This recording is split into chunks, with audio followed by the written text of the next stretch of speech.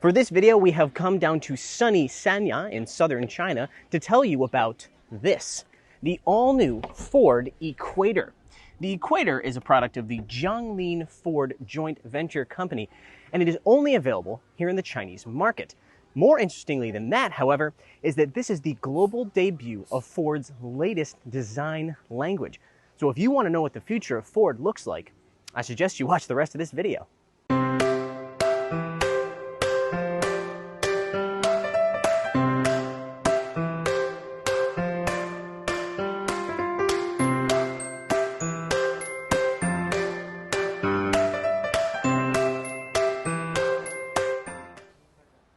Let's cut straight to the chase, shall we?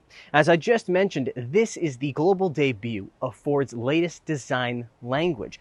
Again, while this car is only available in the Chinese market for now, this design language will spread to other cars in other markets like the United States, Europe, and Southeast Asia, for example. So what do we get?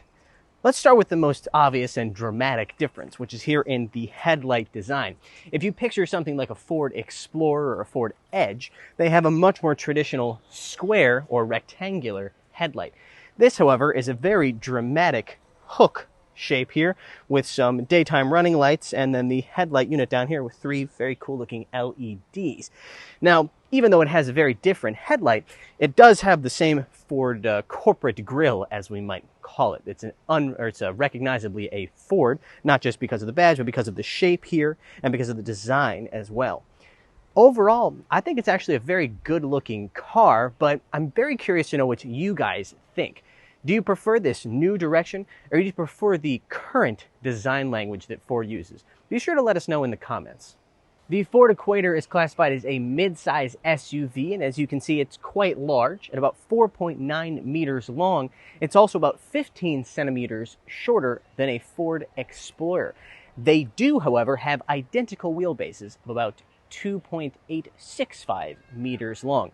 Different platforms, though. This uses an all-new platform that so far is only underneath of this vehicle, but I'm sure will be used in others, whereas the Explorer uses the rear-wheel drive CD6 platform. I also want to point out some details that were emphasized to us when they introduced the car, and that is some of the aerodynamic details. For example, here on the rear view mirror, as well as the door handles and the area here in front of the rear tires were all intended to decrease drag. The coefficient to drag on this car is about 0.34, which is pretty good for a car in this class. To be honest, this is still Ford, so they could have gone with hidden door handles, but that's a little bit too innovative for a American legacy car maker. But still, I applaud their efforts in the aerodynamics, and I think overall it's a very nice shape. The one detail I will also point out is here we have a hidden C-pillar as opposed to the visible one in the Ford Explorer. Coming around to the rear of the Equator, we see that this is a continuation, obviously, of the new design language.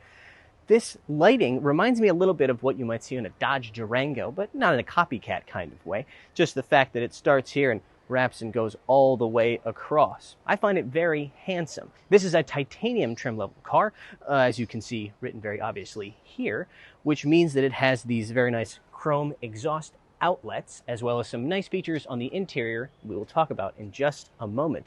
But while we're back here, let's open up the back cargo area. This being a third-row SUV that is about 15 centimeters shorter than the Explorer, as I mentioned, there isn't a great deal of space back here behind the third row. If you want to put a bunch of stuff, you're going to need to fold down the third row, and if you want to bring a bunch of people, you're going to need to pack light. Now that we're inside, we can talk a little bit more about the titanium trim level, because it comes with a lot of features. Let's first talk, though, about how it looks.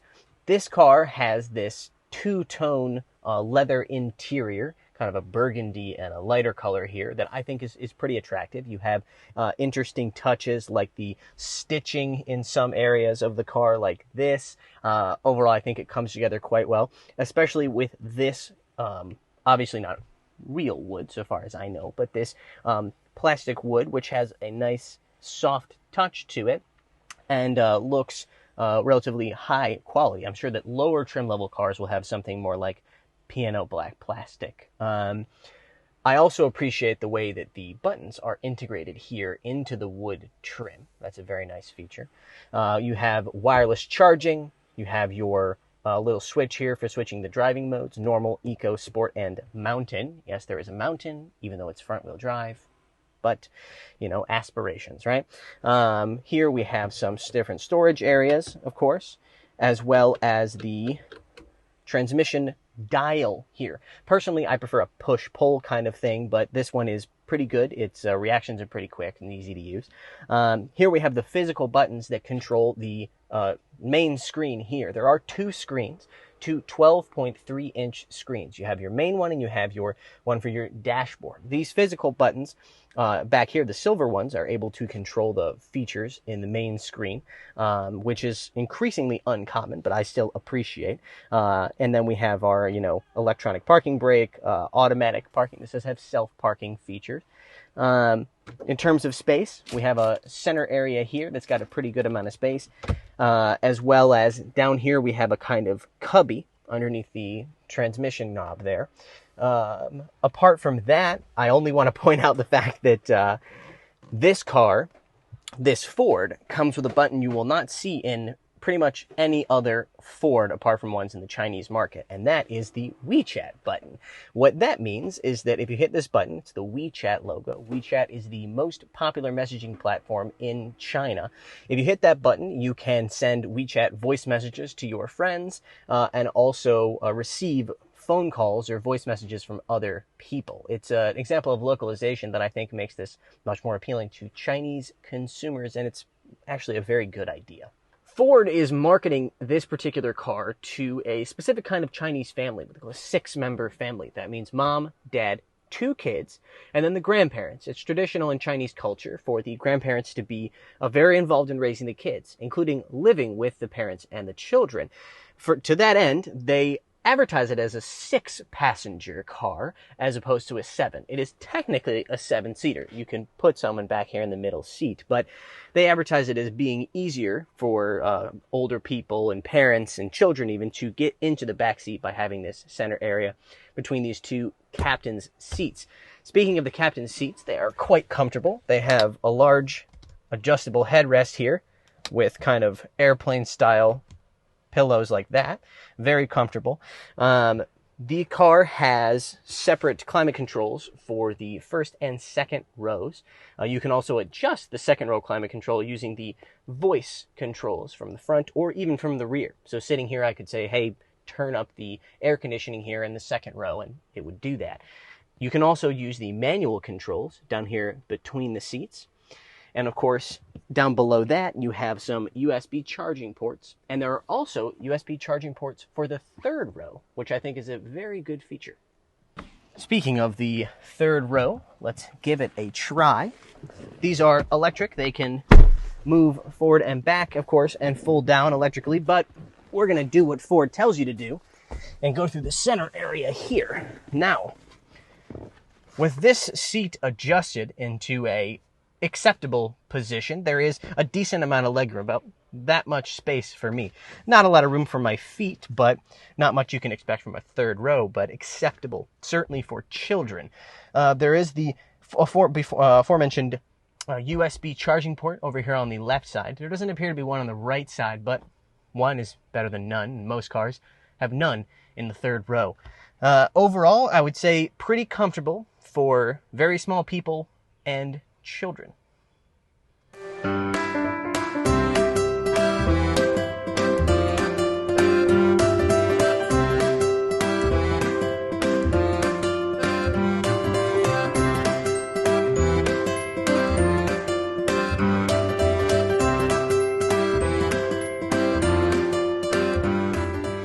Now that we're behind the wheel of the Ford Equator, I can talk a little bit about the powertrain. Up front is a 2-liter turbocharged 4-cylinder EcoBoost engine. It will be very familiar if you've ever driven or learned about the Ford Edge. It's the same engine, except in this application, it's a little bit detuned. It delivers 165 kilowatts of power and 360 newton meters of torque. Backing that up is a 6-speed DCT transmission. Now, if you're hearing that and getting a little bit nervous, that's because you know about Ford's history with DCTs, and that includes the Ford Power Shift transmission, which had quite a bit of trouble around a decade ago when they put it in the Ford Fiesta and Focus. The good news is this is not the Ford Getrag unit that was in those cars. This is a Borg-Warner unit that is completely different. Speaking in terms of the driving experience so far, it's perfectly acceptable. Shifts are a little bit faster, for example, than they would be with a fully automatic transmission. And low speed usability is actually pretty good, which obviously is sometimes a concern with DCTs. There are multiple driving modes. You have normal, eco, sport, and mountain. Again, this is a front-wheel drive vehicle, but you know, everyone has to have aspirations, of course. One thing I will mention about the interior is that they have done a very good job of making it very quiet. There is some sound canceling technology going on here behind the scenes that makes it pretty solid and isolated. There is a little bit more wind noise than I would expect, however. The mirrors, which I was told are designed with aerodynamics in mind, this thing has a coefficient of drag of about 0.34, which is pretty good for a vehicle in this class. But I think one of the sacrifices to that is that you get a little bit more wind noise off aerodynamic touches like these side view mirrors here. Now, that doesn't mean that it's loud inside, it's just something that I noticed. As you've come to expect in pretty much every car sold in China these days, the Ford Equator comes with a ADAS or ADAS, Advanced Driver Assist System.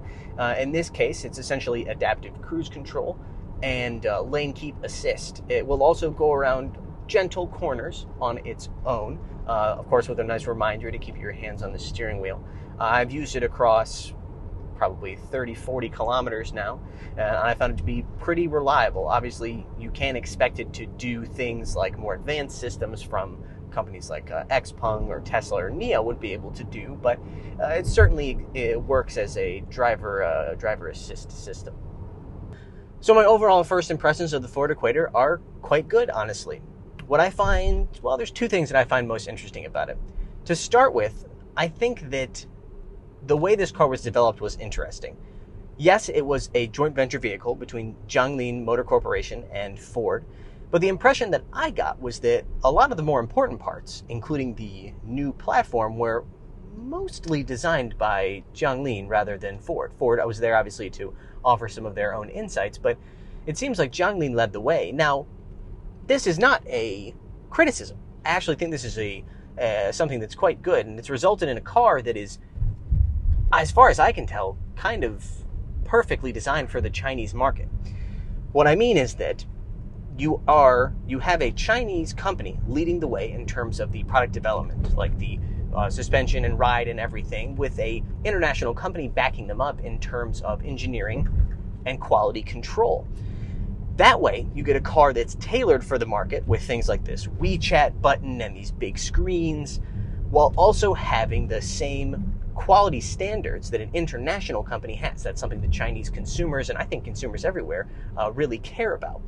The other thing is obviously that this is the debut of Ford's newest design language. Again, I'm very interested to see what you guys think about it overall, but personally, I quite like it. I think it's a much more modern approach versus what you are currently seeing on the Ford Explorer and other Ford SUVs, even though they are pretty handsome still.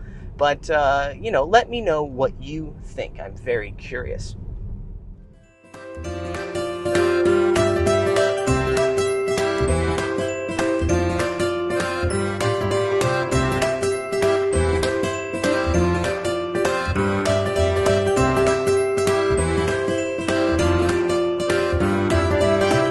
That's going to be all for today's video. Thank you so much for watching, and be sure to like and subscribe. It means a lot to us, and it really helps us to keep bringing you cool videos like this in the future. Bye-bye.